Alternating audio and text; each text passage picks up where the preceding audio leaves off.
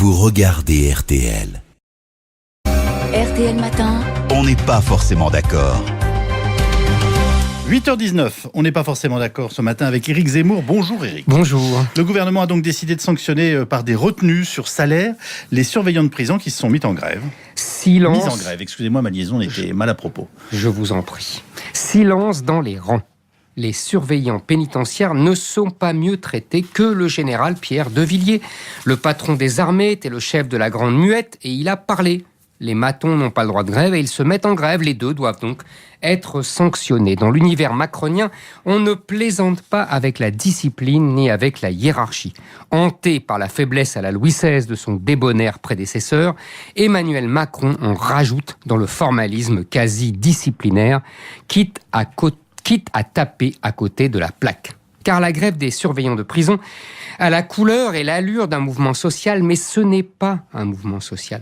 Leur fureur est venue de l'agression de 3 de leurs collègues par un djihadiste. Une agression qui s'ajoute à beaucoup d'autres, plus de 4000 par an.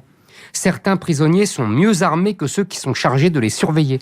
Les prisons françaises n'ont rien à voir avec leurs redoutables homologues américaines que les Français voient dans les séries télévisées. Depuis des années, les conditions de détention ont été adoucies, même pour les prisonniers les plus dangereux. Les fouilles ont été soumises à des conditions draconiennes. Un détenu peut attaquer pour abus de droit devant la justice un surveillant ou un directeur de prison. Alors, jadis univers clos, la prison est devenue un lieu ouvert.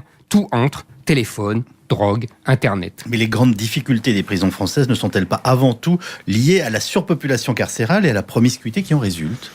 Les prisons françaises sont certes surpeuplées. Mais non parce que la justice est plus sévère, mais parce que la délinquance a explosé et que l'État a refusé de construire des places de prison. Car nos intellectuels de gauche nous ont expliqué depuis Michel Foucault, dans les années 70, que la prison était criminogène et que le crime de la société était bien plus grand que celui du délinquant.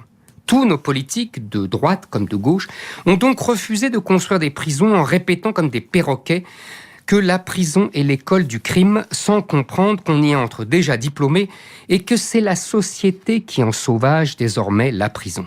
Car les matons subissent en réalité ce que subissent dans certains quartiers les pompiers caillassés, les flics rôtis comme des poulets dans leur voiture, les profs insultés, les médecins molestés, les facteurs agressés, les bibliothèques incendiées. La prison est devenue une extension du domaine de la banlieue. La vie s'y déroule comme dans ces quartiers que l'on qualifie désormais de quartiers perdus de la République. Même population majoritairement issue de l'immigration, même violence verbale et physique dans les relations sociales, même domination des caïds de la drogue, même omniprésence des rituels de l'islam. Tous les représentants de l'État sont repoussés et chassés de ces territoires, avant tout parce qu'ils incarnent la France. C'est ce qu'avait bien compris le président Hollande lorsqu'il confiait dans son fameux livre d'entretien que tout ça finirait par une partition. Les matons, eux, le savent. C'est pour cette raison qu'il faut les faire taire au plus vite. C'était Éric Zemmour. Demain, nous avons rendez-vous avec Nicolas Demenac.